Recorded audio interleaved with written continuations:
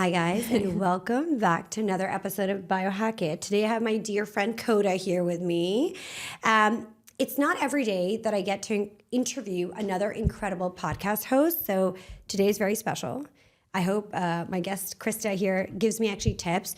If you don't know Krista Williams, she is phenomenal. She's the host of the Almost 30 podcast, a podcast that was very inspirational for me, the way it does authentic conversations and brings issues to like the surface when I was thinking of building out Biohack-it. So to have Krista Williams on today is such a pleasure. So thank you for coming on and doing this with me. I'm so pumped. I was listening to the pod. I'm like, I'm ready to get juicy with my girl. I love that you just go for it. And I feel like we're just going to have such a good conversation. And you know what? It's beautiful when someone's inspired you for so long, like you have for me. Yeah. And then I sit in front of you and I'm like, this is the universe just bringing like-minded people together, you know? For real. When people say that, I'm like, I don't even know because it's me in the closet floor with Lindsay. It's like us just grinding. And you forget that when you have a podcast, people are listening and they're impacted. But it's weird because when you're doing it, you're looking at each other or you're talking to yourself. Yeah. So you kind of get lonely. You're like, is anybody listening? Yeah. Is anybody home? No, is anybody home? Does anyone care what I'm doing? And so to hear that is such a meaningful thing for me. Whenever I hear cool, interesting, smart women say that they listen to the pod and they love it, it just like, it never gets old. What I loved recently was the way you navigated something that a lot of women might resonate over here with is your divorce. Yeah. And how you were so honest and authentic about the highs and the lows of come out of like something ending, whether it's a marriage or a long-term relationship. So I wanted to start with discussing how you decided to take that really brave step and share your personal experience going through everything. Yeah, so for background, I was with my ex for 10 years. Yeah. So we started dating when I was in my mid-20s, and then we dated all the way till my mid-30s. We got married in 2021. We did like a spiritual wedding. We didn't legally get married. But I remember so many periods in our relationship where we were just struggling. Our communication wasn't there. We weren't on the same page. And in the last years of our relationship, I had changed so much through therapy and all the work that I do on the podcast. Like you can't not change having interviews with spiritual leaders and teachers and doing all of this work. So I had changed so much. And I remember us struggling and I was just sitting there one day and I was like, what is unaligned and what is normal hard in a relationship? Mm-hmm. And I think that question is so hard because relationships are hard. Relationships are a spiritual ground for your transformation and growth. Like, don't get it twisted. I'm all about growing and I'm all about evolving. But we were at a point where it was no longer serving me in the relationship on my soul path and journey. And as painful as it was, I knew I needed to leave. I decided to do a trial separation, which was something I made up, where in 2022, like a year after we got married, I was like, we should try to spend time apart for 5 or 6 months to see if it helps us get out of the patterns we were in. And the patterns we were in were codependency. There was like narcissistic tendencies. We weren't listening to each other. We didn't trust each other. And we were just completely on different pages. He wasn't the person that I would ever go to with my secrets, with my problems, with my issues, and I probably wasn't the same for him. So in that trial separation, we spent a lot of time apart. I was traveling a lot. I was like going to the darkness retreat. I was like doing all of this soul searching. And there was just a period in time where I was like, I think it's time. And I, in that moment, knew that wherever I was going, although it was unknown, was better than where we were at. And I was willing to take the risk of being on my own, figuring out my own path and figuring out my own purpose outside of our relationship. And it really took a moment where it was like just a soul knowing and a soul yes of like me being on my own. And what I had to realize through the process, and what I honor so much when people are in their process of divorce or breakup, is that there's so much questioning, but when it lands of what you should do or if you should stay or go, it's like go time. And for me, it was go time. And I made the decision in November of 2023. He moved out in 2024 or 2022. He moved out in 2023, January. And it's been the best decision I ever made. All the love to him, you know, but it's really been a catalyst for my dream life, for my expansion, for my glow up, for my becoming the person that I am today. And I never thought that leaving a relationship would make me more of who I am and make me a better version. I resonate with that so much. So in my 20s, I was married. Wow. And this is my second marriage now. And all the real G's are divorced. Yeah, you have Dude, got through all the one real time, G's are like, right? I'm divorced. Like everybody that comes out of the woodwork for the divorce is like, We've been through it. And so my first marriage was I was with this guy throughout my 20s, and turned out to be, and I haven't spoken about this much, but it was a very physically, emotionally, and verbally abusive marriage. And there I hit a point, and if people meet me now, they'd be like, somebody like you went through abuse. I was gone against my parents to marry this guy. I was in it. And like you, I said one day, I don't want to do this anymore. Yes. And isn't it so scary when you come to that realization that somebody you loved who's supposed to take care of you and provide you safety and security and help you as a woman to flourish is actually the one doing you the most damage. Yes. I will never forget, there was one period where we were fighting. It was our anniversary, because you always fight on your anniversaries. Like, of course, if it's an anniversary, Valentine's Day, your birthday, like that means you're gonna have a blow up fight and ruin everything. Like, guaranteed. So it was our anniversary, and I was like, here we go, we're having the worst fight ever. And this had been after I had spent 5 or 6 months trying everything. I was trying to be sweet. I was trying to be kind. I was trying to listen. I was trying to go first. I was trying to ask him questions. I was like doing every single thing in the book to see if our relationship could work. And I was just sitting on the edge of the bed, and he was just going off on something. And my angels and guides were like, for the right person, you don't need to be perfect. You just need to be yourself. And I had been trying every single which way to be whatever this person wanted me to be. And it's actually like, I don't need to be anything but be myself, and I can express myself, and I can speak my truth. But when you're in a toxic relationship or an abusive relationship, it makes you question reality. And I didn't know what reality was for a long time. And when I was finally regrounding back into who I was and actually reality, it was like the craziest experience of my life to come out of the inaccuracy of my experience and come back into the truth. It's like unlike anything else. It's completely like shakes you in the best way possible. And you have to really ask yourself, who am I now?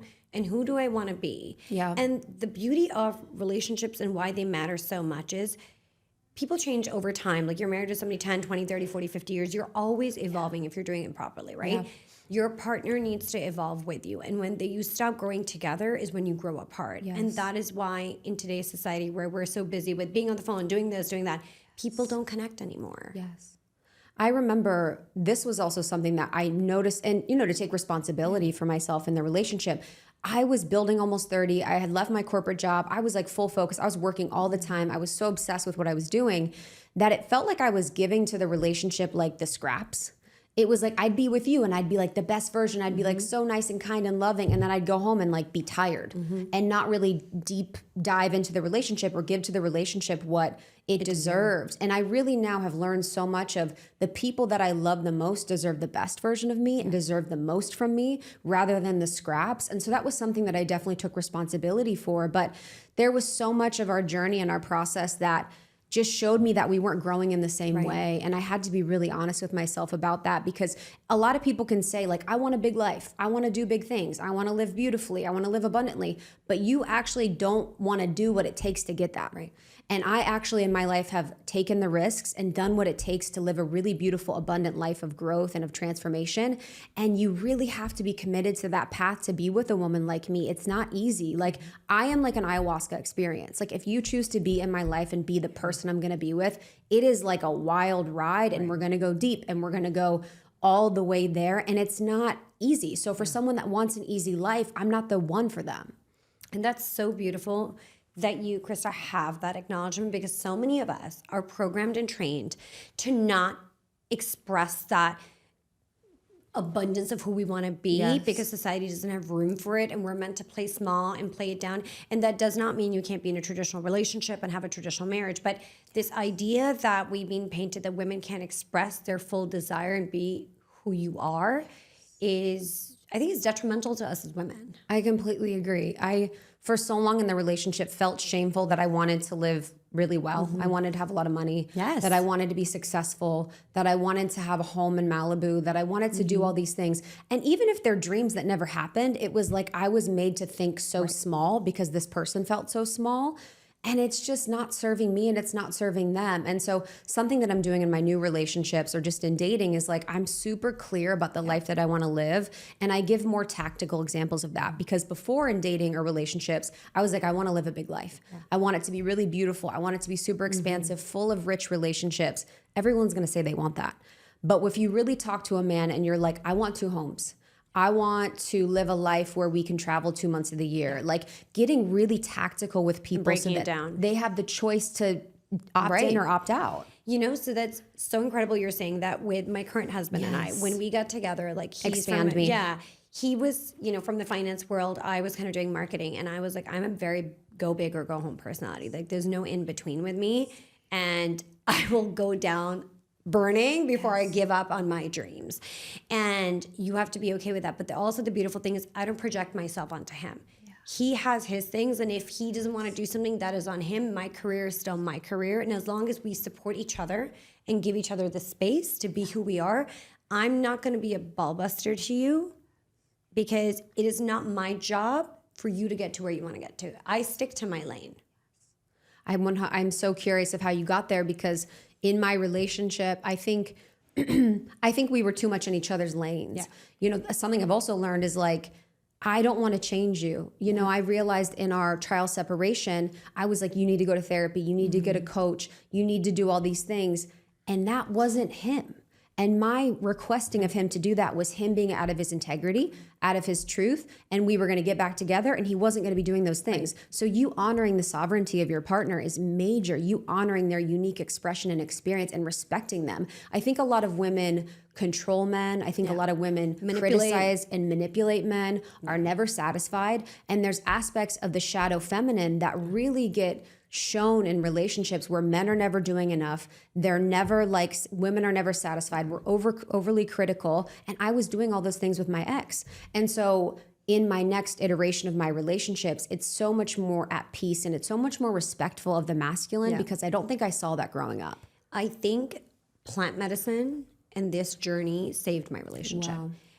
Did you do it together? Yes. We've been doing like plant medicine journeys together and individually. Wow. And I think that our broken masculine and broken feminine and the childhood wounds that we would have had, we were both previously divorced. I've been divorced and so has my husband. And those relationships from our 20s kind of scarred us in our own unique ways. And to remove that projection of what somebody else did to us and take this as a fresh relationship and grow from here. And that does not mean that we don't fight. We actually went out for our anniversary dinner, 4-year wedding anniversary dinner last week, and we laughed. We're like, thank God we did not get into an argument. Girl, I'm like the tale as old as timeness of that. Like I was even thinking, it was weird. I was thinking about being with a new partner, and I was like in the car. I'm like, dude, how many times I've fought in the car with my boyfriend or my ex-husband? Yes. Like the car was like our portal for fighting. Yeah. It was just like, get let's in there, fucking, let's go, let's have fucking it out. go. Yes. And so I think that having really honest conversations, and I got really good at showing up and letting you know, like, hey, this is what I desire. I don't need you to figure this out for me. I will figure it out. I just need you to be a sounding board for me, because sometimes I come up with crazy ideas. Like for me, how we raise our kids, where they go to school, what kind of life are they doing? I grew up in Europe, so I love spending my summers in Europe. That stuff is important to me. And to being really honest with my husband when we were dating, saying, these are things I'm used to. I don't expect you to get there by yourself. We're a team, but I'm not gonna like dim down my ambitions, because I will figure it out, you know, but we're a tag team. Yes. And so I just want to make sure that you're okay with the things that I desire. Like, for example, private education is important to me. It doesn't have to be for everybody listening. It is completely individual to all of us. And for me, I was like, if I have the financial means and I can, that's what I want to do. And I want to send our kids to school in Europe because I went to school in Europe. So I want to work towards those things. And even if we never get exactly there, God forbid, at least we were on that journey to get as close to something that I had articulated as a desire as possible. Yes. I love that. I feel like what I really love about what you shared is that you're saying it open to collaboration, and you're saying it as like, this is my desire, this is my vision, like what's yours? Yeah. I think too many women, and I'm saying this like loving women. I work and I serve women. It's my whole life is women. Yeah. But I do see women going in relationships and just bull in a china shop, like, we're going to do this, we're going to do that, I'm going to do this, I'm going to do that. and they're just being dictators and they're not working in collaboration and partnership. Your partner is able to express their opinions, their desires, their needs, and you guys work together. Because if you don't work together, then you're going to be resentful and then you're not going to be on the same page. So I love that with your needs and desires, you're expressing them openly, but there's like a door open to be like, what's yours? How do you feel? And I think in my next relationships and the relationships I've had since, it's so much more of an open dialogue and a respectful conversation of this person that's coming into the relationship, because I don't know better. Like, I don't know best. And I want it to feel like we have a communication where we both feel heard. And you will probably agree with me when I say this. Men have way more fragile egos than women do. We're actually the tougher sex. You need to, if you want to be in a successful relationship and a man who loves you and is committed to you, you need to prop them up. You need to set them up for success, because I promise you, when you tell a man he's worth so much and he's so incredible and he's so smart, he will go fight to build that family with you, not because you're busting him down, but because you're propping him up and telling him, you can do this, you can make this happen. And he will have that like urge to be like, because at the end of the day, we're still like wired to, men are provided to protect and take care of, right? But you need to give them that energy. So you can still be a strong, independent woman. But still be like, hey, I still have room for you to still be the man in the relationship. Yes. You know, I always say women want to be adored and men want to be valued. You know, they want to find ways to be valued in life and relationships. And I feel like women, so many women I know and work with are in the masculine with work. They feel like they're in the masculine in their life, and our system is set up for them to be moved into the masculine energy. We are burning ourselves out. We are overworking. We are overfunctioning. You're in a corporate structure that keeps you in the masculine paradigm. We're in a capitalistic structure, which keeps you in a masculine paradigm. So I'm not saying it like it's a bad thing. I don't want women to shame themselves for being in it. It's a protective mechanism. But when we can move more into the softness and the femininity in a relationship, it's such a beautiful thing for both the men and for both the women. And then the men can really step forward in their masculine more. But it's such an interesting dynamic, because I have seen so much of the shifting where women, most of the women in my life, are over-functioning. They're completely burnt out. They're doing everything. And the men are not really showing up. Yeah. Like it's said with deep love, like in reverence, but the masculine right now is really struggling. I have to say, somebody asked me, they're like, do you think men have become more masculine over the last 30, years, 3 decades? I'm like, no. What? We have raised a generation of wusses. Like, men are becoming like wusses. And it's because we're removing from them what is expected, which is this like role to be a provider and a protector, and the women have stepped into these super dominant roles. And this is where I have this whole like thing with toxic feminism, like be strong, be independent, be powerful, but you don't need to define your femininity by shitting on the other gender. There's room for both, and that is where healthy relationships actually come into play.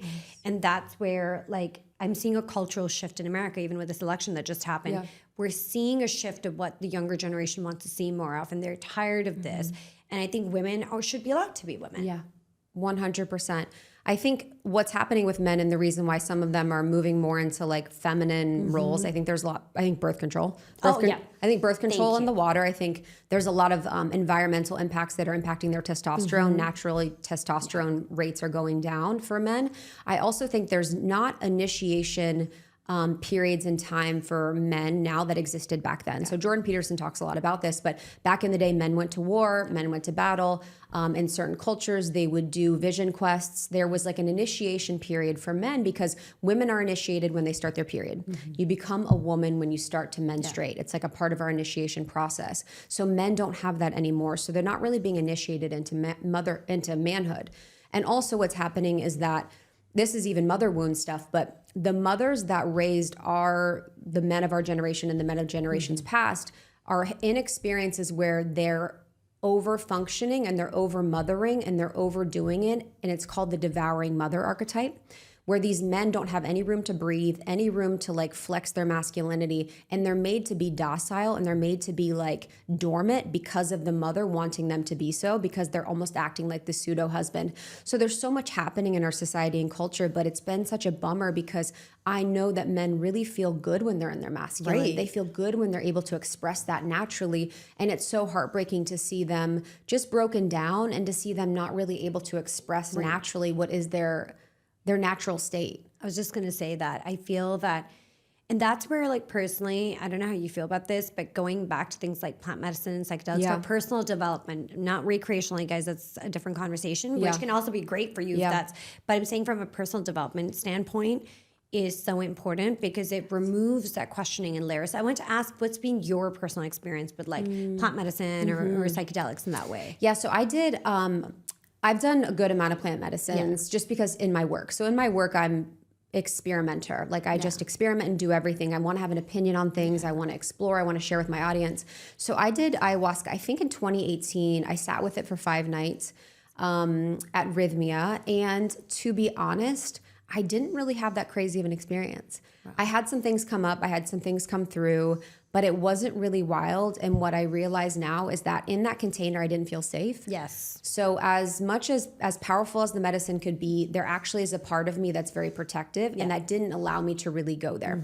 So it's all about set and setting. So when you do plant medicine, it's about the set, it's about the setting, and then it's about the dosage. I did the dosage. The set and setting were not safe for me. I was around a lot of men. It felt really funky. So that was not the medicine for me. I've had other experiences where people wanted me to do ayahuasca, but it hasn't set right. I've done other medicines like peyote. I've microdosed for long periods of time. I really like psilocybin. I think there's a lot of research around it. It's been really helpful for me. And I think that's the one that I recommend the most. But it's always been such a journey for me with medicine. I do it at certain times, but I don't want to do it regularly because it can be almost just spiritual entertainment. Yeah. And just ego feeding. I think that's really important for you to say. So I've been doing, I've done Iboga, I've done ayahuasca, I've done 5-MeO. I've been doing ayahuasca for 6 years. 6 years, once It's also a year. really baller, I want to say, to do it with your partner. Yeah. Like, I think I never did it with my partner because we were too scared of what it would say. Yeah. So to have the confidence to like be like, we're going to do this, because ayahuasca could be like, y'all don't be together. Yep, don't be together. Exit. Literally. We were at one stage, we got married in the pandemic, and we were like, we never lived together. He was from New York, and I lived in Miami, and we were fighting like crazy. As you do. We just got married. We never lived together. We wanted to kill each other. I was too much of my masculine. He was a little bit in his feminine, and I'm like, this is just chaos. And there came a time that I went to an ayahuasca ceremony. I've been sitting with the same people for 6 years. Some of them have been sitting together for 20 years. So this is become our chosen family. And I went to a ceremony, and I literally went through what it would be like to get divorced. Like, the medicine made me divorce him and make me feel the dread that I would have felt if our marriage had ended, and have a really honest conversation with him about the things that both of us need to change, or a marriage is not going to make it. Today, my husband is my best friend. He's my biggest confidant. You know, we still argue, of course, but we are pretty much inseparable, and in a good way. Yes. And I think the medicine and the setting being so powerful, it's a lot of couples, it's a lot of people either who have children or trying to have children or bring their kids. It's this beautiful container. And they have helped heal us by holding that space for us and allowing us to grow into our relationship, from entering it like almost like teenagers to coming kind of like into our mature section of what it is to be married. Yes, that's huge. And I love that you shared that example, because I think for a lot of people that would scare them. They'd be like, okay, I'm going into ayahuasca. I'm going to walk through a divorce process. Should we get divorced? What does this mean about us? Is this bad? Is this good? And that process of letting go and of completely just releasing the expectations and releasing the dynamic that you were in is actually essential. I do this with all of my relationships in my life. You know, if I find myself getting into relationships where I'm codependent or where I'm losing my sovereignty, or even when I needed to become more of myself, I release every single friendship and relationship that I have in my life psychically, like once every couple months. Like, I'll be like, I love, honor, and accept myself, even if this friend isn't my friend anymore. I love, honor, and accept myself, even if my marriage was to end. I love, honor, and accept myself, even if I was to get divorced. Because for me to stay in my truth and to stay in my sovereignty and to stay on my path, I actually need to be okay with not having any of those relationships in my life. Because for so many people, they define their love for themselves based on their relationships and based on their marriage. And they'd be like, who am I if I get divorced? What's going to happen? It's like, no, actually, this can recreate another healthy dynamic where you guys can come together as sovereign beings. And then you choose yourself and each other for the right reasons. Yes. You're not doing it because you're the labels scared. or because you're fearful. Yes. You are choosing yourselves because you could be by yourself, but you'd rather be together. Yes. 100%. And same thing with friendships, by the way. I've canceled I was best friends with this girl for almost 11 years. And last year I ended the relationship. I said, I can no longer do this. Wow. And it was a fight. It was just like, this relationship does not serve me for the version that I'm becoming. And I don't want to keep energy for this in my life. And I want to invest that energy towards other things and other people. Yes, which is huge. And I think what can happen when you're friends with someone for a really long time is that they are friends with and understand a version of you that doesn't exist anymore. So when you grow and evolve, they're kind of like checking you. So they'll be like, wait, you're doing this now? You're talking about this? You believe in this? And it's kind of like they're trying to create sameness because that's how they feel safe.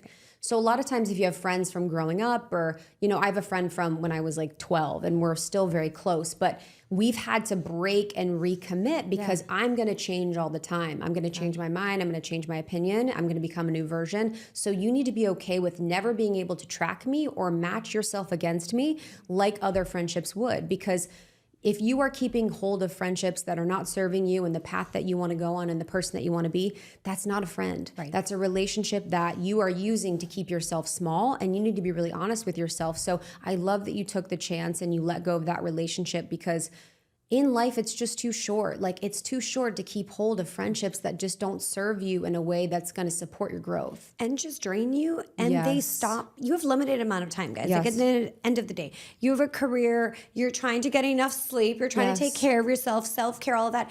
How much time do you really have left? Yes. So the time that you do have, like you said at the start of this podcast, is showing up with the people that you do love as your best self, but you can only do that if you're committed to those relationships. Yes. And if you and somebody are not on the same page anymore, then you're not going to really show up. So it's better to cut that loose, wish them well, and align more with people that are more aligned with the version of you that you have become or are becoming. Yeah, I wonder if you feel this way, but with every friendship that I've let go of in my life, I've just up-leveled. Oh, everyone, 100%. and this is said with love. Like, I have amazing friends in my life now. I've had amazing friends. It was just the biggest up-level. Yeah. Where I'm like, how could I still be friends with this person? Like, how would we still be in each other's lives? But for so long, I felt so much shame that I was someone that grew and evolved so fast that I would leave behind people or I wouldn't have people in my life. And now I just understand it's just my soul's path. Yeah. I'm going to be attracting certain people at certain times. My little soul grouping and who I attract is going to be specific to the medicine I'm bringing through to the world at a certain time. So being honest and remembering that it's about my relationship with me, and I'm not defining my worth or my value based on who's friends with me and who likes me at that time. absolutely. When's your birthday, by the way? March 9th. So you are a Pisces. Mm-hmm. You almost sound I'm a Taurus. So you sound so much like a Taurus. I have Venus and Taurus, but yeah, say more. Because it's very defined relationships. Like I have this tendency that if I'm done with you, I'll just be done and I'll move right on. I'm not going to think twice. Yeah. And people sometimes think that's cutthroat, but I'm just saving us both the time here. And I feel like you have that tendency as well. We're like, guys, we're done. Like, let's just move on. Like, I just love myself too much. Yes. And by that time, I'm a very compassionate, forgiving person.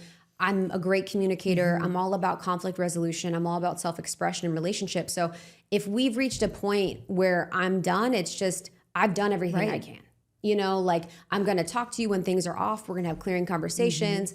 I'm going to be upfront, but I just know where I'm headed and I know where I'm going. And I love that so much for myself that I cannot give myself away to anybody else. And I think my divorce taught me that the most, where I spent so much time just negotiating what I wanted, negotiating my path, negotiating my purpose, negotiating my bigness, negotiating my power, that I'm like, I literally would rather die than do that again.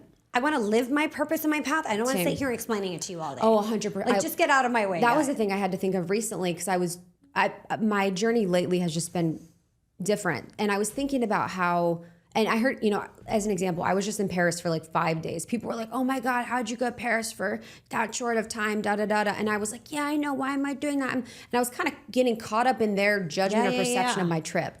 And I was like, oh, I forgot that I live a different life than everybody else. And this is what I want to do. And my life is not going to make sense to anyone else but me. And the more that I try and explain myself, help them understand, make them see, dumb it down, whatever. It's that's such a waste of time. It's I'm just doing that because that's my life. And you know what it is? People project a lot onto other people. So they're always trying to put you in a box, give you a label, try to compartmentalize you so that their brain can register and know where to put you. And sometimes you just don't fit into the boxes that they've carved out. Literally. Because especially as a woman.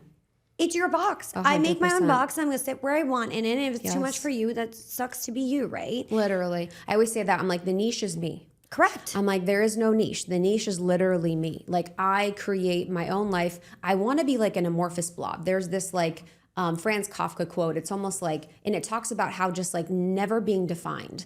Like, I think so many women, we don't want to be defined. We don't want to be labeled as, I'm this person, I do this thing, I'm in this niche, I talk about this, I do that. Like, I'm different every single day. I'm interested in different things all of the time.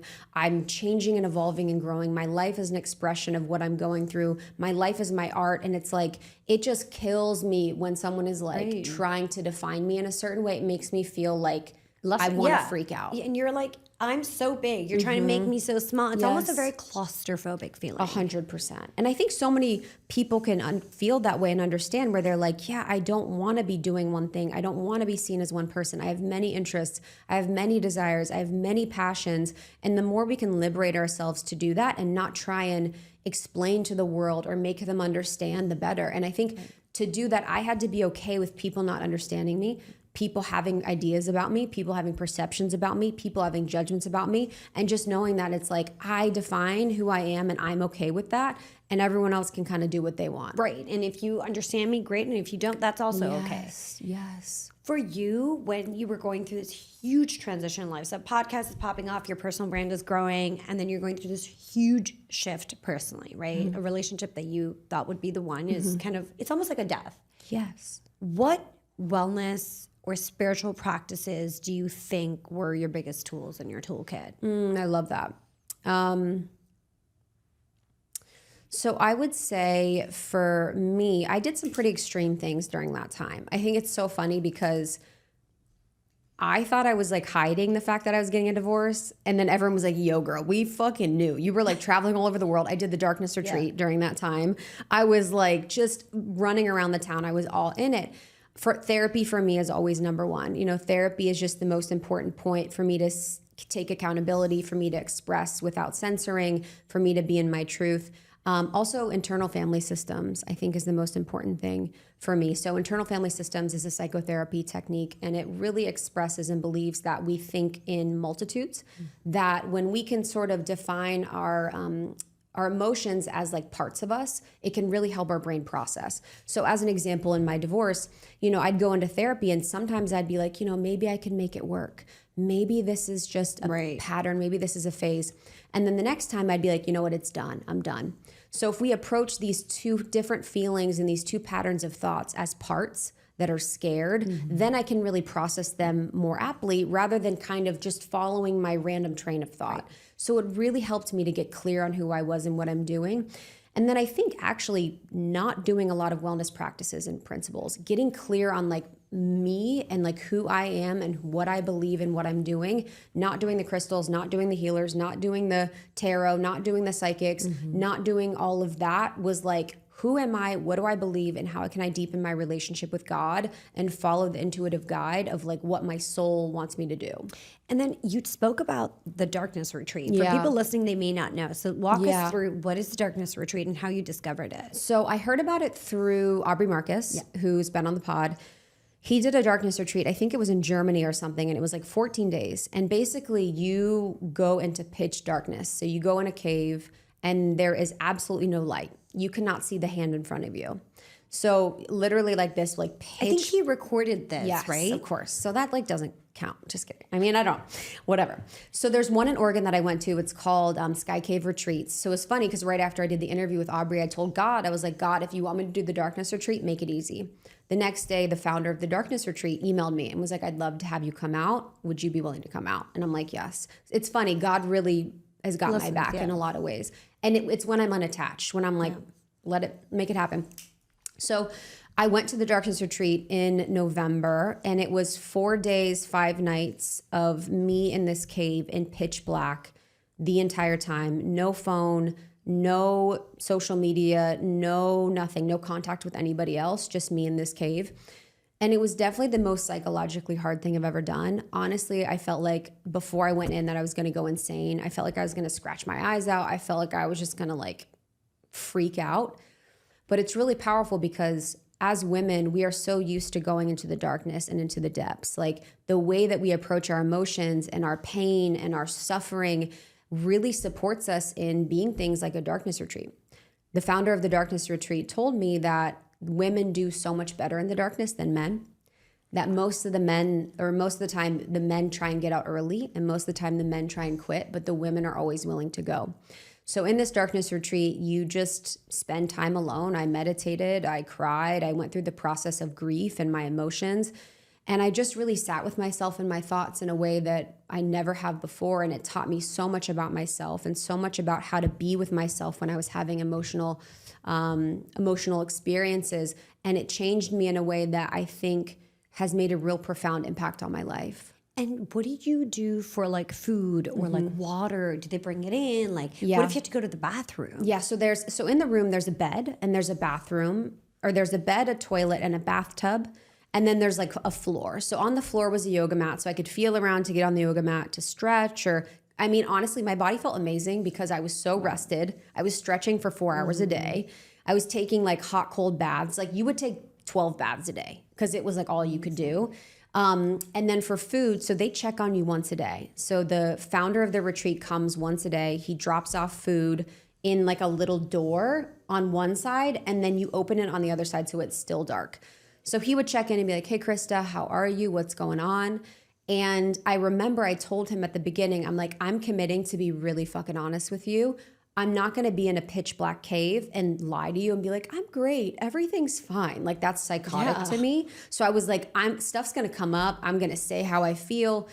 So he would come and I'd be like, I don't know why I'm doing this. I'm doing this for everybody else, but not me. I don't know why I'm here. This is bullshit. Like I would just rip and like uncensoring. He was so available for it. I would uncensor, express myself. But I'll never forget the first day when he came to check on me. Because you're in the black, your circadian rhythm is all out of whack. No. So normally your circadian rhythm helps you get on a really beautiful rhythm for sleeping based on, if it's light or dark out. But when it's dark all the time, your pineal gland is releasing a lot of melatonin. So sometimes you can hallucinate, sometimes you can have visions. But you get really sleepy the first day and you sleep a lot. So you sleep probably like 16 hours of the day, maybe more, because you're just kind of like catching up. So it was like I was ready for bed and I was about to go to bed. I was almost falling asleep and I hear him knock at the door. And I'm like, this fucker, I'm about to fall asleep. I made it through my first day. I was like, God damn it. And I was like, Scott. And he's like, yes. And I was like, dude, don't ever come again so late. I was about to fall asleep. I was done for the day. Like, honestly, this is so triggering to me. He's like, it's 4 p.m. That was the moment. That was the hardest moment of the whole time. You literally thought it was the night before? I thought it was 8 p.m. I thought I was done with the day. I thought it was 8 p.m. I thought I had made it the entire day. Wasn't even dinner time. That is when my whole body was just like, fuck. I was like, that's when I was like, I don't know if I can do this, man. And I had to, but it's like going to that where it's like processing that with myself, being with myself through the expression, through the moment, through the honesty, through the truth. And I had to do that continually. Like I remember it was the best place for me to process my divorce. And honestly, I was someone that in my life, I've had suicidal ideation most of my life. My parents have really struggled with their mental health. They were both suicidal. And so that was something that was really natural for me to think. I was always like, I just wanted to kill myself. That was just part of my natural state. And I remember being in the darkness and being like, sitting with that and being like, most of that was because for me personally, I was afraid to go there with my emotions, and it's almost like that would stop me from feeling. So to go all the way there where I was like, no, we're going to go to the edge. We're going to go to the depths of my feeling, the depths of my grief, the depths of my sadness, and we're going to work through it was like such a liberating thing for me because I could go all the way down to the deepest wells of my grief and sadness and know that I'd be okay on the other side. And you really took care of you. And I think that is where you walked away with learning that Krista can still ask for love and support, but Krista can still take care of herself. And let me tell you, that's what makes a woman unfuckable. Yes, 100%. I was like, dude, I can't go in the darkness and not be like, not be changed. And that's the beauty of now when you meet men in your life, they will be like, she can't be fucked with because she can take care of herself. But you know what? I still want you to nurture me and take care of me. But if you cross me, I'll cut a bitch, as they say. 100%. I did this also. I did this really beautiful pleasure retreat in Mexico, one-on-one with this woman. She's like this pleasure and intimacy coach. It was so radical. But the reason why I'm bringing this up is that we did this exercise in polarity where I would embody the feminine and then I would embody the masculine. And I remember I'm such a channel because I'm a Pisces and I'm just super sensitive and psychic. So I was channeling the masculine and it almost terrified me, because I was channeling it in a way that was like so real. Right. I was like, I think I'm gonna be a man for the rest of my life. Like it was just like, I'm a dude. And so I channeled the masculine. And when I got out of it, I was like, that was so scary for me to channel the masculine in that way. And she's like, when you channel that masculine and you have that power within you, you cannot, there is no chance you won't be met by a man that will be even more masculine than that. So me being in a healthy embodied masculine actually attracts a man that is even more masculine than that, not the opposite. And so it really empowered me to know that like me and my fullest expression of my truth really attracts the man that's going to be perfect for me.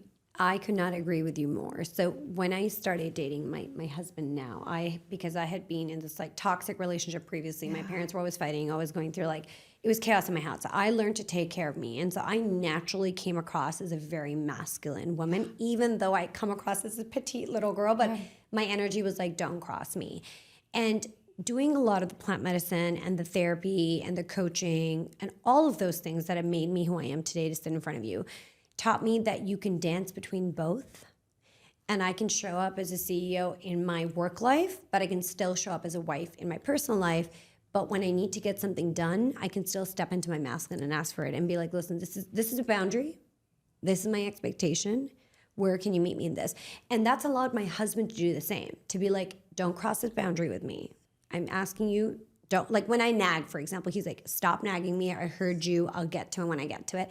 And it's reestablished because we've both learned that dance with how to be soft, yet how to be, kind of step into the opposite. And it's beautiful what you said about learning that, because the universe will bring you people to match your energy. Even friendships. I, for example, attract really strong women to be my friends. I admire that. That's why I reached out to you. I was like, we have to know each other, and I love you and want to become friends with you because I resonate with who you show up as. Yes, I completely, same, sister. Friends now and forever. Friends now and forever. And what I'll say about the masculine and feminine thing too is when the women are more in the masculine and the men are more in the feminine, it's a safety issue. Yes. So men, when they don't feel safe, go into the feminine. Women, when they don't feel safe, go into the masculine. So for both sexes, it's important that you create that establishment of safety in yourself and in your core, or you'll never be able to be in the right dynamic. And then also too, when you're saying in your relationship, how you step into the masculine to have clarity and to have truth, a lot of the work that I do with women is around feminine archetypes and their Jungian archetypes. And I really love for women to embody them because it doesn't get you into the masculine, but it gets you into a different version of the feminine. So there would be like what we call the huntress or the sage or even the queen. And the queen archetype would be someone that is very clear, very assertive, very direct. The huntress is the one that's going to be bold. She's going to be intuition led. And so when we can embody these archetypes, it gives us this permission to step outside of what we understand as feminine and what we understand as being a feminine person, because I think people think it's like emotional, they think it's just sleepy, needy, like what you wear, what you look like, and it's actually so many things. Docile, yes. It's a multitude of the feminine experience. So I love to bring in archetypes because it can give permission for women to be so many different things that are all feminine. I think that's so beautiful that you found out these different ways that women can step into and identify with their femininity and switch between them. Yes. Because one minute you can be the huntress, the next minute you can be the queen. And it's different versions of where you are in life, right? Yes. Like different energy that you're channeling.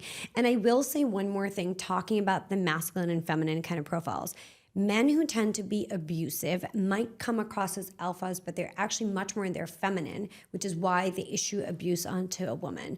And if you are in, whether it's you're dating a narcissist, married to a narcissist, in some sort of a abusive relationship, emotional, physical, or verbal, let me tell you that man is not in his masculine, because a man who's truly in his masculine will not treat a woman in that way.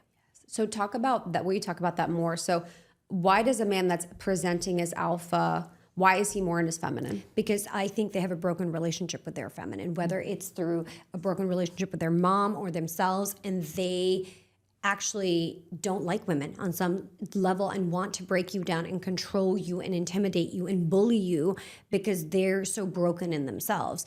And they come across as these alpha men, but anybody who is abusing and using their power that is to provide and take care of and hurting somebody else in that way, you are a man actually that's in your feminine because you actually don't have control over your emotions.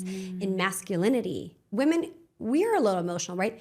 A masculine man has a handle on his emotions and his temper and his temperament, and he's stoic. And that is what to look for in real stability when it comes. It's not the man who's screaming and bullying people and stuff. That's a bully. Yeah. That's just an angry little child who hasn't played out their 5-year-old self and has their needs are not being met. But a true man is going to be stoic and hold space for you and not demean you and stuff. And it does try, if you look at men who are like that, who are abusive towards women, either their father was abusive to their mother, either they had really bad relationship with their mom, the mom abandoned them or left them or walked out or something like that, or they've been betrayed by women and cheated on or something, and there's actually taking that hurt that they have that they can't articulate because men can't articulate their emotions the same way and abusing you because they're so broken internally. Yeah. I mean, I would love it. So I work with men now in my one-on-one, but my dream is in the future at some point to work with men on a broader scale because men need more vowels. Men need more words. They need more ability to understand their emotions and express them. And the reason why women can often have the upper hand in relationships and dynamics is because we're so good with our language and we're so good with communication.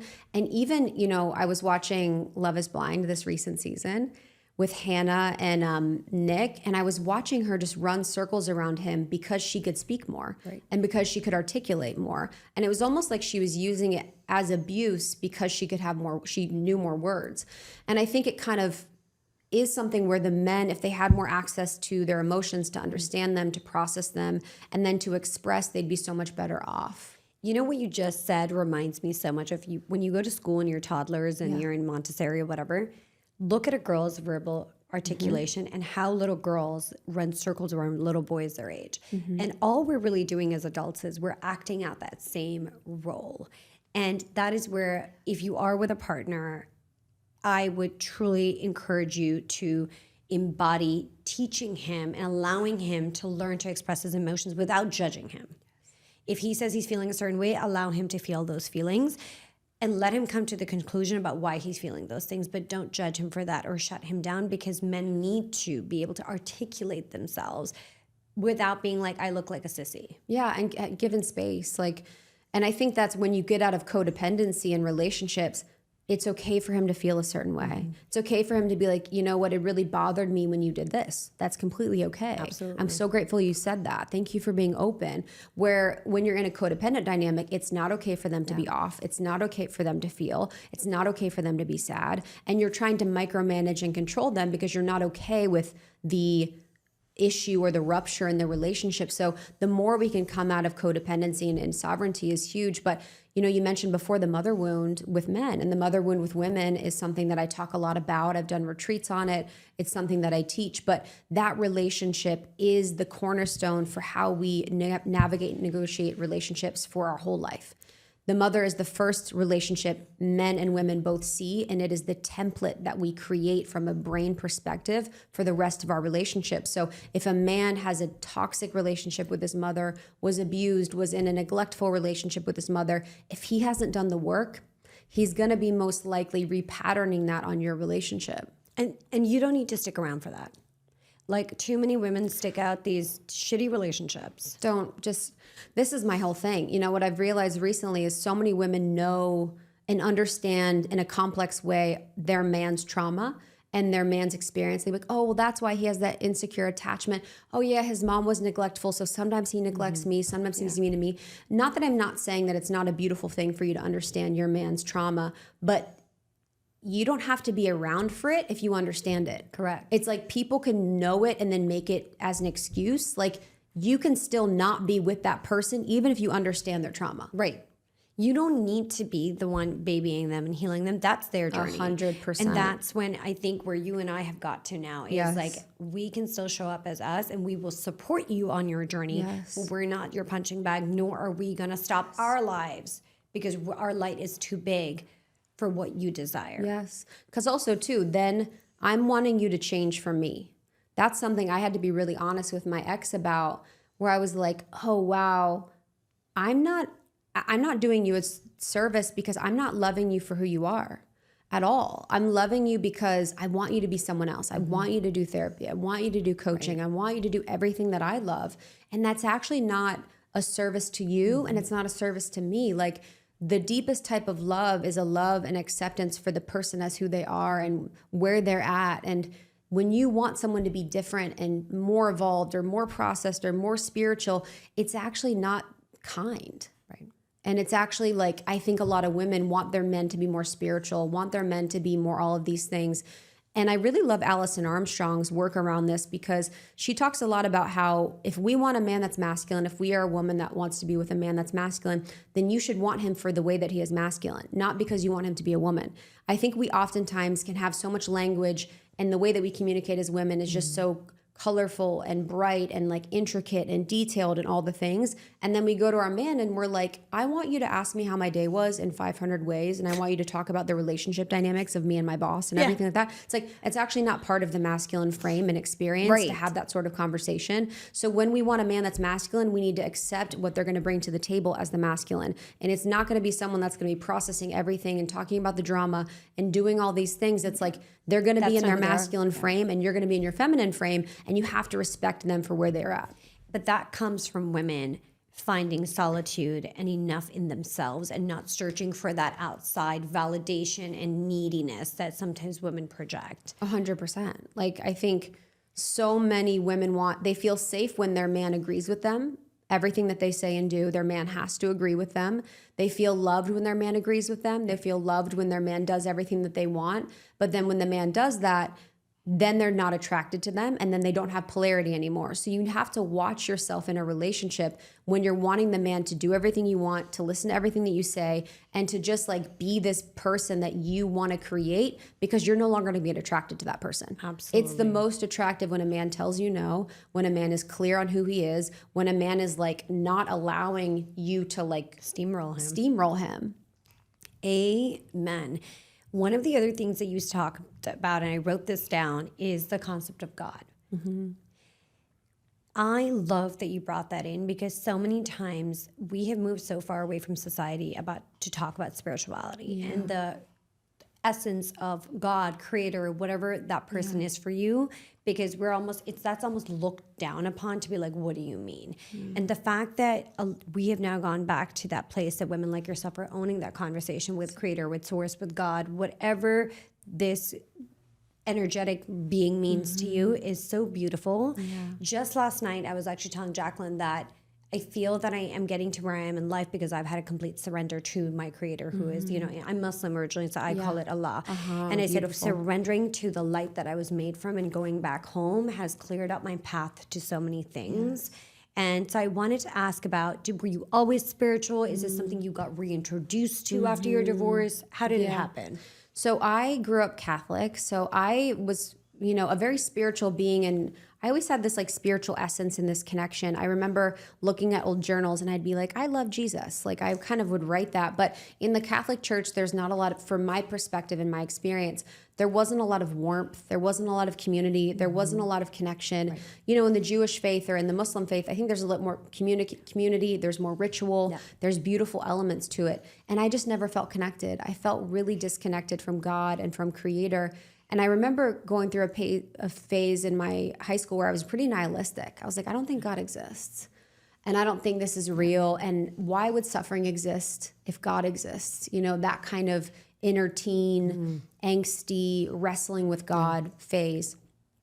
And then it really was me discovering almost 30 and really like the law of attraction and my prefrontal cortex coming online, and me recommitting to the true essence of me, which is a spiritual being.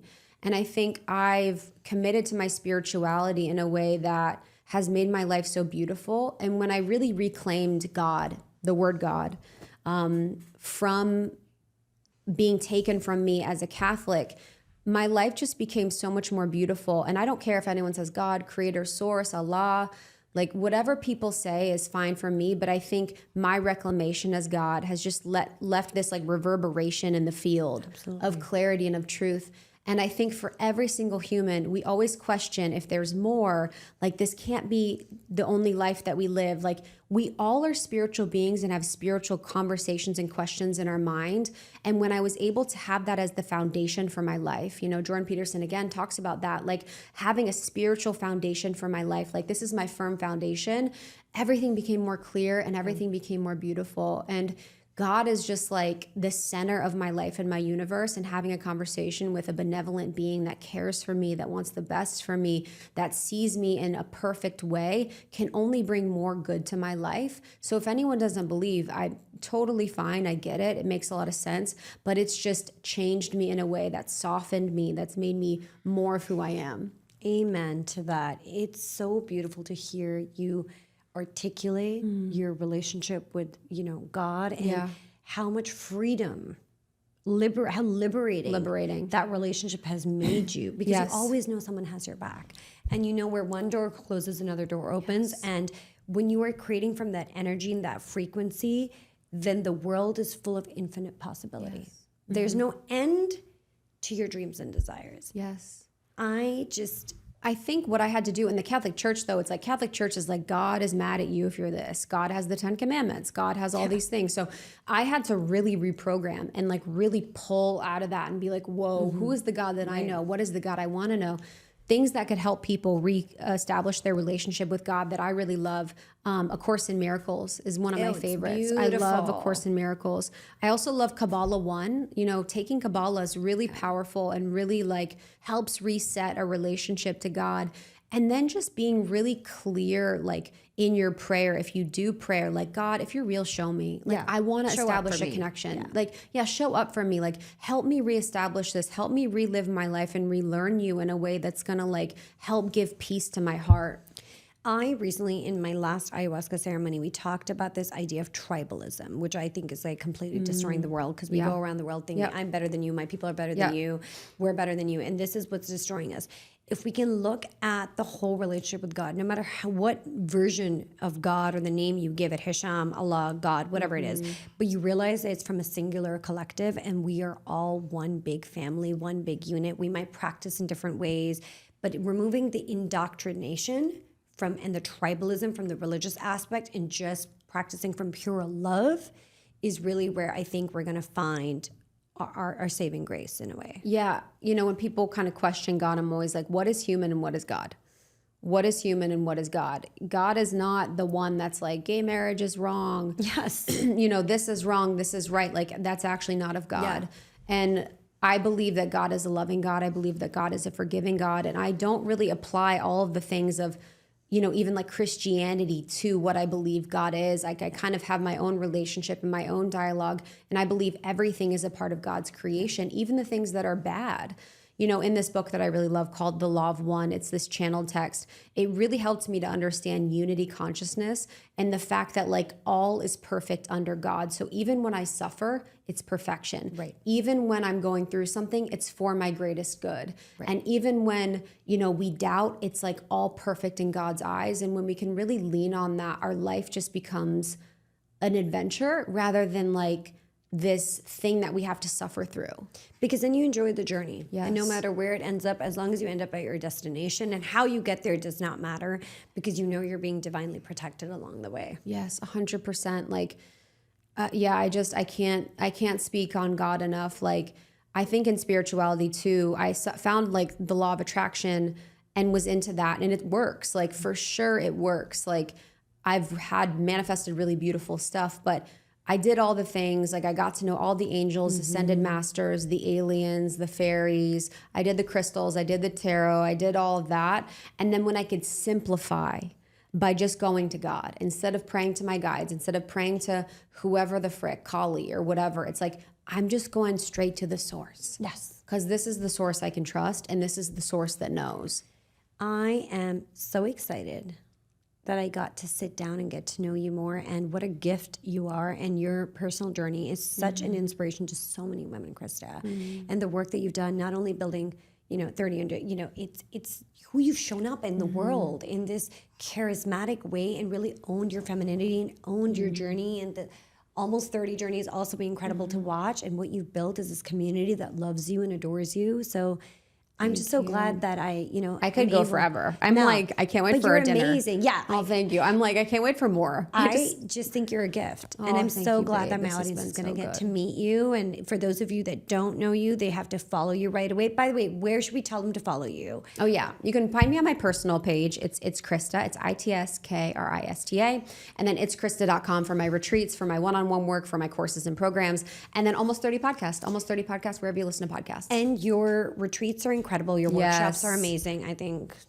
Do you want to go see to that beautiful, beautiful girl, Krista, over there? Yeah. Come over here. You want to go? Okay, let's go run and cry. Woo! Okay, it's a party. Oh my God. Okay, he's poor thing. Come here, sweet boy. He's so sweet. There's nothing like the love of a pup. Yeah. So my retreats, I'll have like 5 retreats next year for anyone that wants to come. It's just luxury. It's like everything that I wanted to come from to retreat. one now. I feel like I need to freaking sign up, and you need to come do an ayahuasca retreat with me. I would love to. If God allows it, I would love to. Next September. I'm going to tell you about it once we sign off, because I think you're going to love it. Okay, I will, and I'll be. Yeah, I think I'm available for that right now, because I kind of feel like I'm ready for that next kind of drop in. I'm going to tell you about my ceremony after this. I can't wait. And your mind's gonna be like blown. I can't wait. And thank you so much, everyone, for listening. Like, I just really appreciate your community. I know they fucking ride for you, and I know they're so special and smart and cool. And I'm just so grateful to get to know you more. It's only the beginning. Okay, guys, we'll talk to you later. Okay, we're done. Okay, thank you. Bye.